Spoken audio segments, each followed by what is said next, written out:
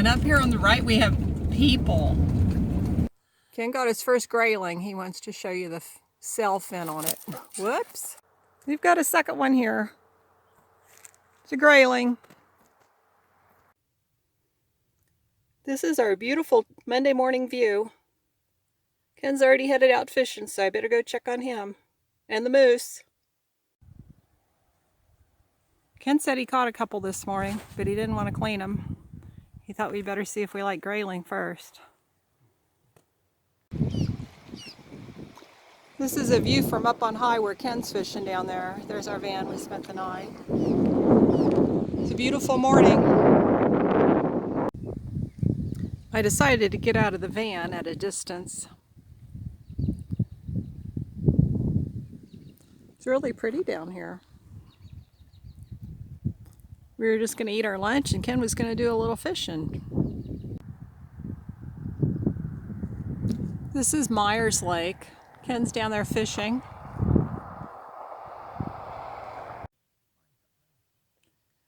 We're at 3 Mile Lake. It's 3 miles from Chitina. There's also a 2 and a 1 mile. Beautiful, beautiful landscape here. It's kind of shaded so you can't really see it all. Ken's down here fishing. Yes, very beautiful and scenic. Ken got 4 rainbow trouts here at 3 Mile Lake.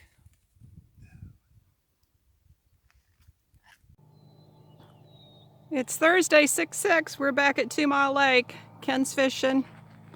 We might call it Kenny Lake. It's a beautiful morning. The sun's up. He ended up keeping 4. He caught 3, didn't keep them. Then he caught 1, small one, and killed it, so he thought he better start keeping them. More fish for the freezer.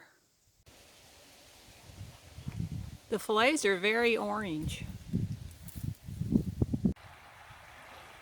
We're here at Little Willow Creek. As long as we fish this side of the bridge, we're okay. We have a 98-page fishing regulation for this area. So you have to check the date and what time of the day and what kind of bait or hook you could use. We're now off the Parks Highway, about mile 88. This is Sheep's Creek. That is right where Ken was fishing 4 years ago when the mama moose and the baby moose came in. It's running pretty good, so hopefully he catches some more fish like he did. I think there's 2 rivers that come together right here. Fishing regulations are a little bit different on this side of the highway. I know on the other side you can actually catch salmon. So we'll decide what we want to do.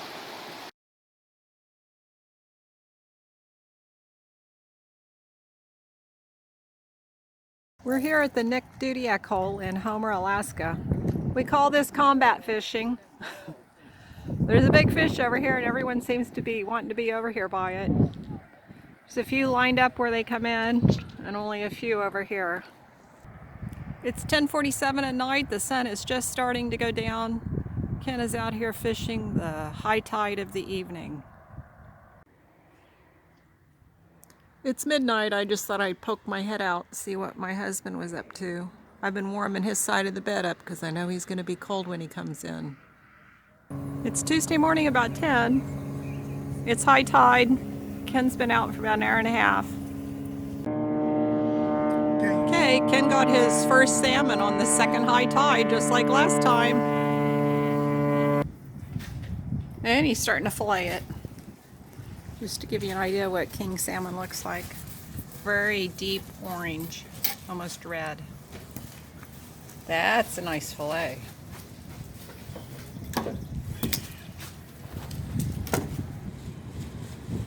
Are you happy? It's pretty quiet at the hole today, other than Ken's salmon.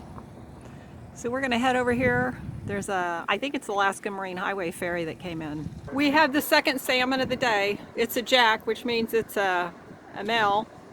It's only 19, the last one was 27. He said the bones aren't very big. Oh, thick. There's some more action. We got lots of halibut. This other one's so big they're having problems with it. Here's my foot. I'm a size 10. Oh lordy. They about need a wheelbarrow for that one. I want you to see the color. So these are a little smaller fillet. My hand's 8 inches. We've got salmon on. We went and found some driftwood. And we got a piece of rebar and some stones in the pit since there's no rack. Okay, we're thinking the salmon's done.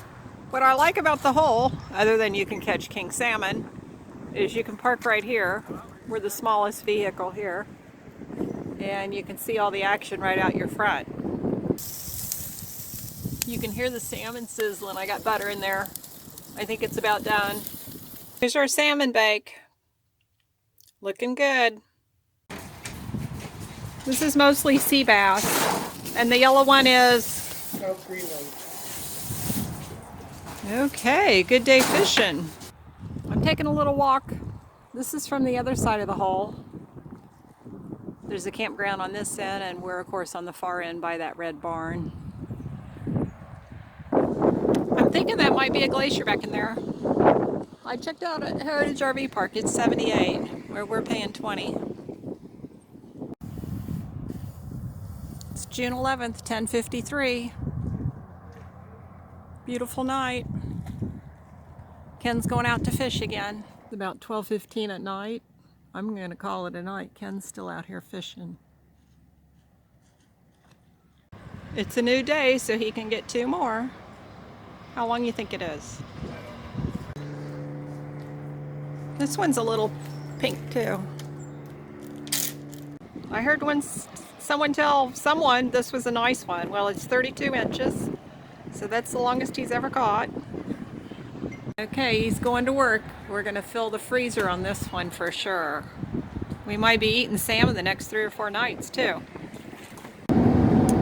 The freezer's full of fish, so we decided to go be tourists. We're headed out, we're going through Catchmack on East Drive, and we're headed out to Fritz Creek. Never been out this way. And we're headed back out to the spit. And tonight we have what's called rebar salmon. We're just sitting on the picnic table enjoying our last morning in Homer. Ken doesn't feel the pressure to fish anymore since our freezer's full, and we have plenty in the fridge too. It's been a beautiful, wonderful time here. Kenny the King. Homer is definitely one of my favorite places, and I know it is Ken's too. So here's goodbye to the Dudiac fishing hole. Our last dump here. We're at the Russian River Ferry.